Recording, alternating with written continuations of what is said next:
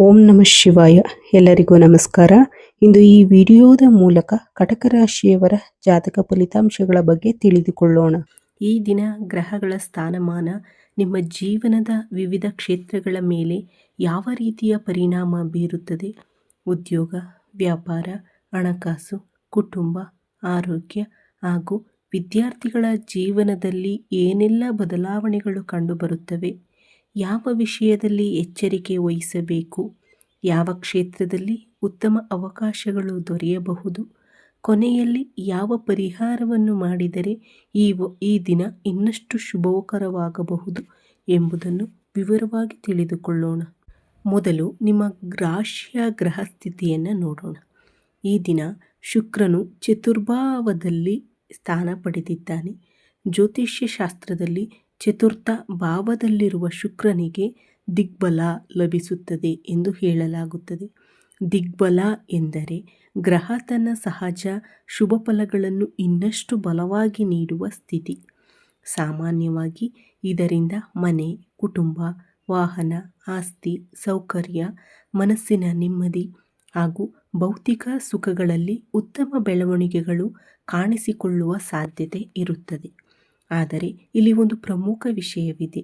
ಈ ಶುಕ್ರನೊಂದಿಗೆ ಕೇತು ಗ್ರಹದ ಸಂಯೋಗ ಉಂಟಾಗಿದೆ. ಇದೇ ಕಾರಣಕ್ಕೆ ಕೆಲವು ಮಿಶ್ರ ಫಲಗಳು ಕಂಡುಬರುವ ಸಾಧ್ಯತೆ ಇದೆ. ಕೇತು ಎಂದರೆ ಕೇವಲ ವೈರಾಗ್ಯ ಅಥವಾ ಸನ್ಯಾಸದ ಸಂಕೇತ ಮಾತ್ರವಲ್ಲ. ಕೆಲವೊಮ್ಮೆ ನಾವು ಮಾಡುತ್ತಿರುವ ಕೆಲಸದ ಮೇಲಿನ ಆಸಕ್ತಿ ಕಡಿಮೆಯಾಗುವುದು. ಆರಂಭದಲ್ಲಿ ತುಂಬ ಉತ್ಸಾಹದಿಂದ ಶುರು ಮಾಡಿದ ಕೆಲಸವನ್ನು ಮಧ್ಯದಲ್ಲೇ ಬಿಡಬೇಕು ಎನ್ನುವ ಮನಸ್ಥಿತಿ ಉಂಟಾಗುವುದೂ ಕೂಡ ಕೇತು ಪ್ರಭಾವದ ಒಂದು ರೂಪವಾಗಿದೆ. ಆದ್ದರಿಂದ ಈ ದಿನ ನೀವು ಯಾವುದಾದರೂ ಹೊಸ ಕೆಲಸ ಆರಂಭಿಸಿದರೆ ಮೊದಲ ಕೆಲವು ದಿನಗಳಲ್ಲಿ ಅಪಾರ ಉತ್ಸಾಹ ಕಾಣಬಹುದು. ಈ ಕೆಲಸವನ್ನು ನಾನು ಯಶಸ್ವಿಯಾಗಿ ಮುಗಿಸಲೇಬೇಕು ಎಂಬ ದೃಢ ನಿರ್ಧಾರವೂ ಇರುತ್ತದೆ.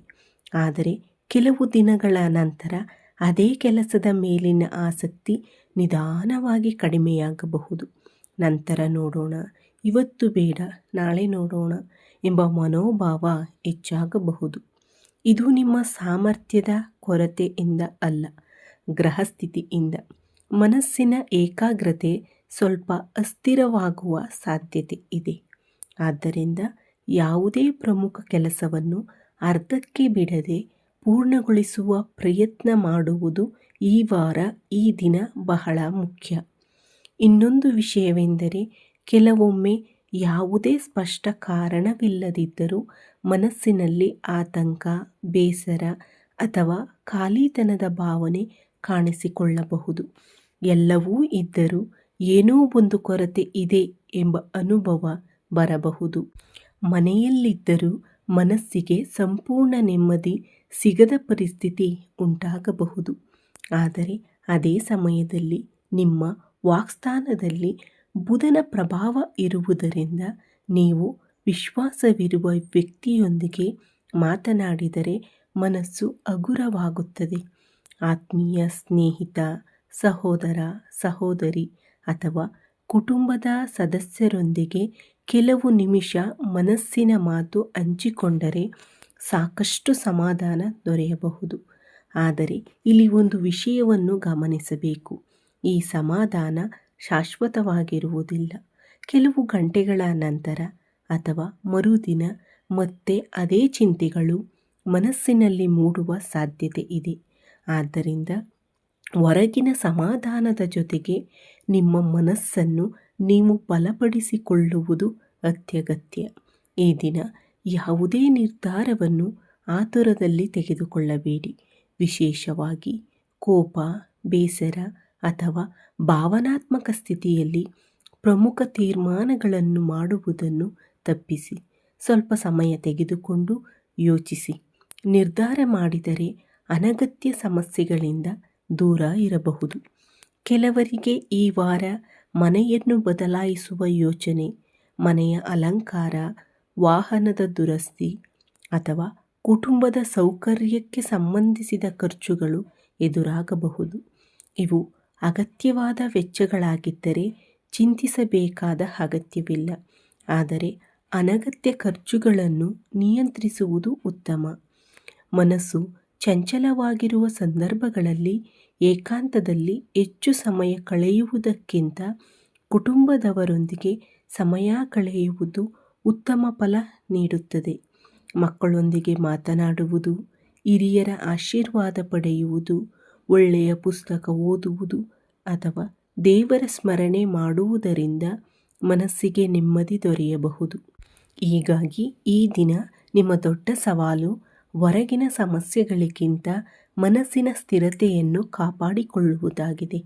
ಮನಸ್ಸನ್ನು ಸಮತೋಲನದಲ್ಲಿಟ್ಟುಕೊಂಡು ಮುಂದುವರೆದರೆ ಉಳಿದ ಕ್ಷೇತ್ರಗಳಲ್ಲಿ ಉತ್ತಮ ಅವಕಾಶಗಳನ್ನು ಬಳಸಿಕೊಳ್ಳಲು ನಿಮಗೆ ಸಾಧ್ಯವಾಗುತ್ತದೆ.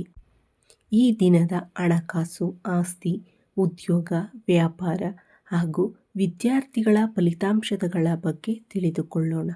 ಮೊದಲಿಗೆ ಹಣಕಾಸಿನ ವಿಚಾರಕ್ಕೆ ಬಂದರೆ ಈ ದಿನ ನಿಮ್ಮ ಧನಸ್ಥಾನದಲ್ಲಿ ಬುಧನ ಪ್ರಭಾವ ಇರುವುದರಿಂದ ಆದಾಯದ ದೃಷ್ಟಿಯಿಂದ ದೊಡ್ಡ ಸಮಸ್ಯೆಗಳು ಕಂಡುಬರುವುದಿಲ್ಲ.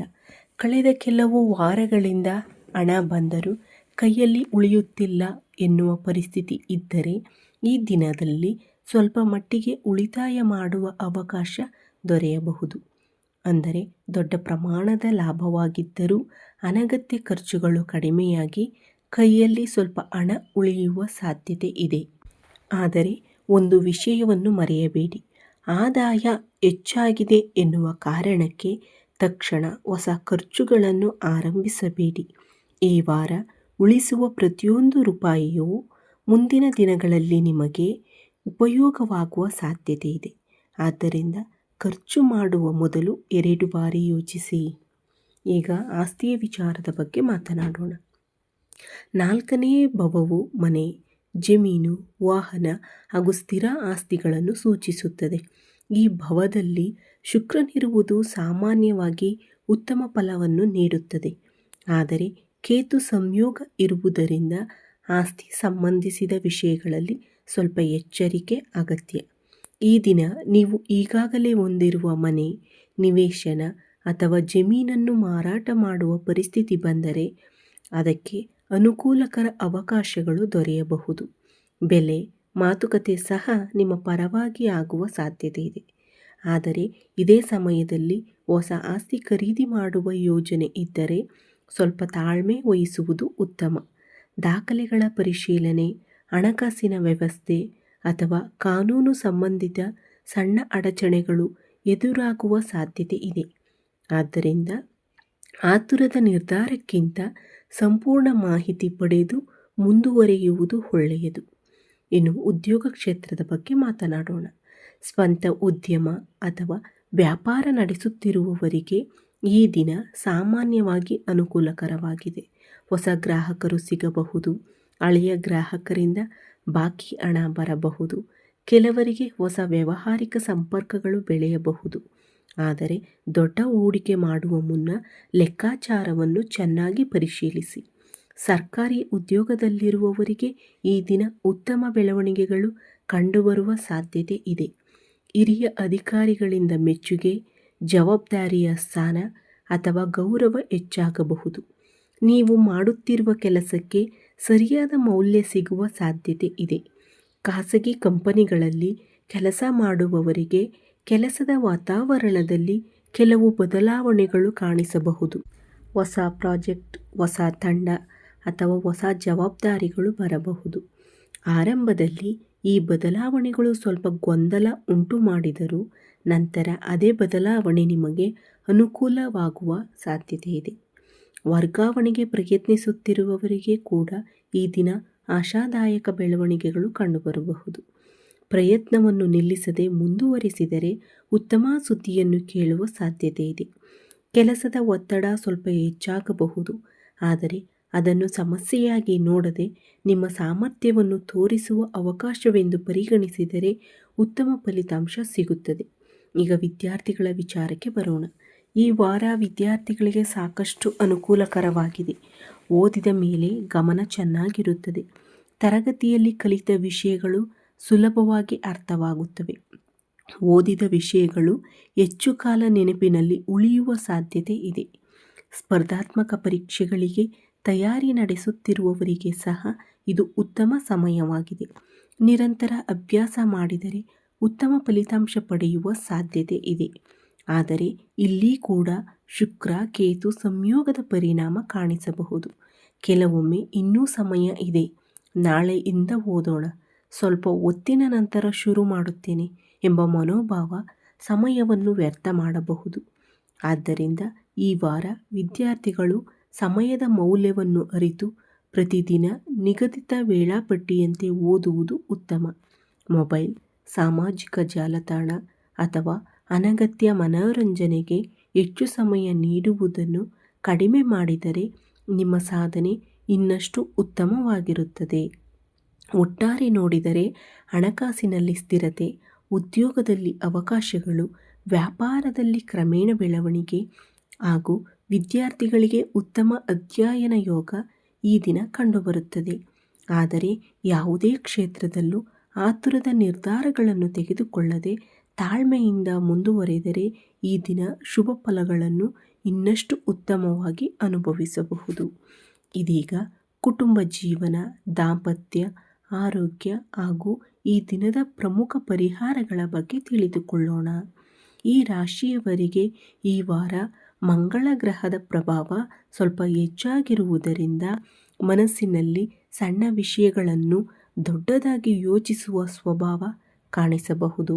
ಯಾರಾದರೂ ನಿಮ್ಮ ಬಗ್ಗೆ ಏನಾದರೂ ಮಾತನಾಡುತ್ತಿದ್ದರೆ ಎಂದು ತಿಳಿದರೆ ಅದನ್ನು ಹೆಚ್ಚು ಮನಸ್ಸಿಗೆ ತೆಗೆದುಕೊಳ್ಳುವ ಸಾಧ್ಯತೆ ಇದೆ. ವಾಸ್ತವದಲ್ಲಿ ಅದು ಅಷ್ಟೊಂದು ದೊಡ್ಡ ವಿಷಯವಾಗಿರದೇ ಇದ್ದರೂ ಮನಸ್ಸು ಅದನ್ನೇ ಮರು ಯೋಚಿಸಿ ಅನಗತ್ಯ ಒತ್ತಡವನ್ನು ಉಂಟು ಮಾಡಬಹುದು.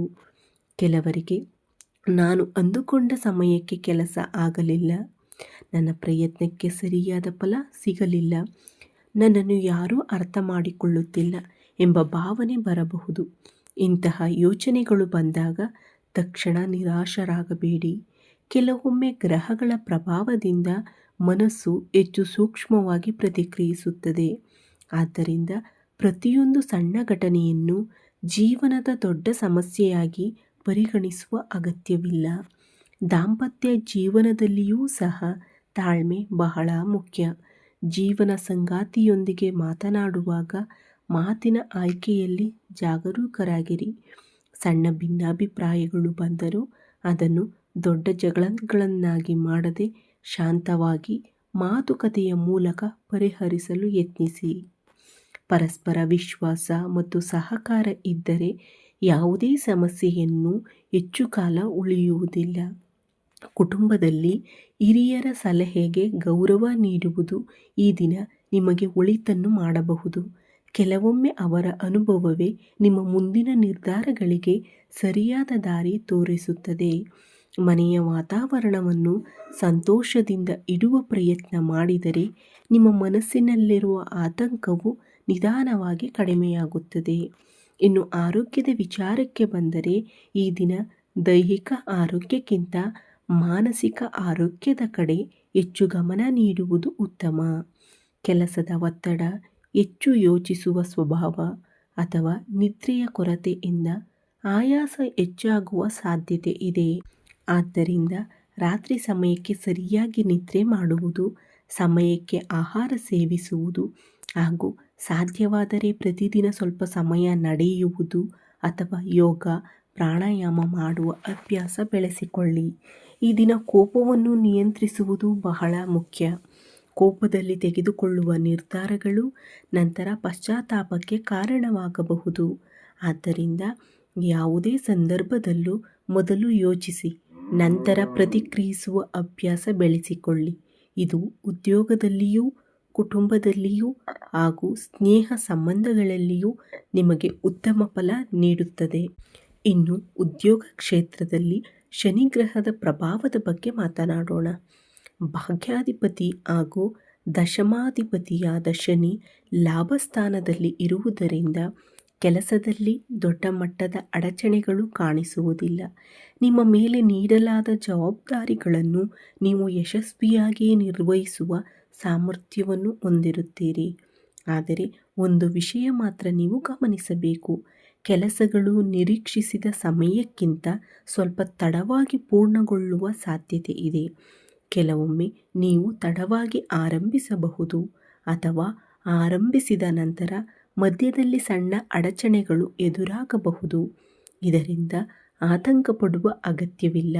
ತಾಳ್ಮೆಯಿಂದ ಕೆಲಸ ಮುಂದುವರಿಸಿದರೆ ಕೊನೆಗೆ ಉತ್ತಮ ಫಲ ದೊರೆಯುತ್ತದೆ. ಪ್ರತಿದಿನ ಬೆಳಿಗ್ಗೆ ಅಥವಾ ಸಂಜೆ ಸಮಯದಲ್ಲಿ ಶ್ರೀ ಮಹಾಲಕ್ಷ್ಮಿ ಅಷ್ಟೋತ್ತರವನ್ನು ಭಕ್ತಿಯಿಂದ ಪಠಿಸುವುದು ಉತ್ತಮ. ಸಾಧ್ಯವಾದರೆ ಲಕ್ಷ್ಮೀ ಮಂತ್ರವನ್ನು ಕನಿಷ್ಠ 11 ಅಥವಾ 21 ಬಾರಿ ಜಪಿಸಬೇಕು. ಇದರಿಂದ ಮನಸ್ಸಿಗೆ ಶಾಂತಿ, ಆತ್ಮವಿಶ್ವಾಸ ಹಾಗೂ ಸಕಾರಾತ್ಮಕ ಚಿಂತನೆ ಹೆಚ್ಚಾಗುತ್ತದೆ ಎಂದು ನಂಬಲಾಗಿದೆ. ಇದರ ಜೊತೆಗೆ ಶ್ರೀ ಗಣಪತಿ ಅಷ್ಟೋತ್ತರವನ್ನು ಪಠಿಸುವುದರಿಂದ ವಿಘ್ನಗಳು ದೂರವಾಗಲಿ ಎಂದು ಪ್ರಾರ್ಥಿಸಬಹುದು. ಯಾವುದೇ ಹೊಸ ಕೆಲಸವನ್ನು ಆರಂಭಿಸುವ ಮೊದಲು ಗಣಪತಿಯನ್ನು ಸ್ಮರಿಸುವುದು ಶುಭಕರವೆಂದು ಪರಿಗಣಿಸಲಾಗುತ್ತದೆ. ಈ ದಿನ ನಿಮ್ಮ ಶಕ್ತಿಗೆ ಅನುಗುಣವಾಗಿ ಒಣ ಅವರೆಕಾಳು ದಾನ ಮಾಡುವುದು ಅಥವಾ ಅಗತ್ಯವಿರುವವರಿಗೆ ಅನ್ನದಾನ, ವಸ್ತ್ರದಾನ ಅಥವಾ ಸೇವಾ ಕಾರ್ಯ ಮಾಡುವುದು ಶುಭಕರವೆಂದು ಹೇಳಲಾಗಿದೆ. ದಾನ ಮಾಡುವಾಗ ಫಲದ ನಿರೀಕ್ಷೆಗಿಂತ ಸೇವಾ ಮನೋಭಾವ ತುಂಬ ಮುಖ್ಯ ಎಂಬುದನ್ನು ನೆನಪಿನಲ್ಲಿಟ್ಟುಕೊಳ್ಳಿ. ಒಟ್ಟಾರೆ ನೋಡಿದರೆ ಈ ದಿನ ಮಿಶ್ರ ಫಲಗಳ ದಿನವಾಗಿದ್ದರೂ ಹೆಚ್ಚಿನ ಕ್ಷೇತ್ರಗಳಲ್ಲಿ ಧನಾತ್ಮಕ ಬೆಳವಣಿಗೆಗಳ ಸಾಧ್ಯತೆ ಇದೆ.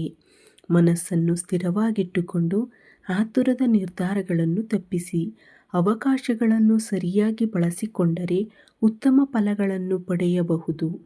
ಉದ್ಯೋಗದಲ್ಲಿ ಪ್ರಗತಿ, ಹಣಕಾಸಿನ ಸ್ವಲ್ಪ ಸ್ಥಿರತೆ, ವಿದ್ಯಾರ್ಥಿಗಳಿಗೆ ಉತ್ತಮ ಅಧ್ಯಯನ ಯೋಗ ಹಾಗೂ ಕುಟುಂಬದ ಬೆಂಬಲ ನಿಮಗೆ ಬಲವಾಗಿರಲಿದೆ. ಸ್ನೇಹಿತರೆ, ಇವು ಜ್ಯೋತಿಷ್ಯ ಶಾಸ್ತ್ರದ ಆಧಾರದ ಮೇಲೆ ಹೇಳಲಾಗುವ ಸಾಮಾನ್ಯ ಫಲಿತಾಂಶಗಳು.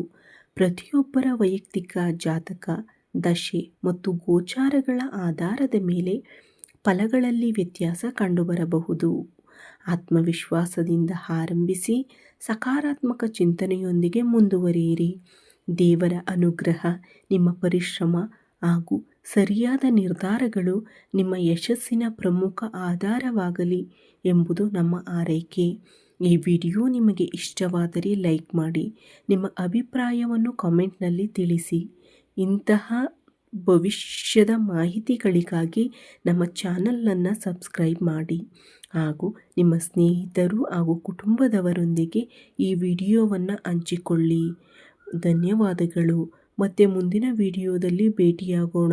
ಶುಭವಾಗಲಿ. ಜೈ ಶ್ರೀರಾಮ್, ಜೈ ಹನುಮಾನ್.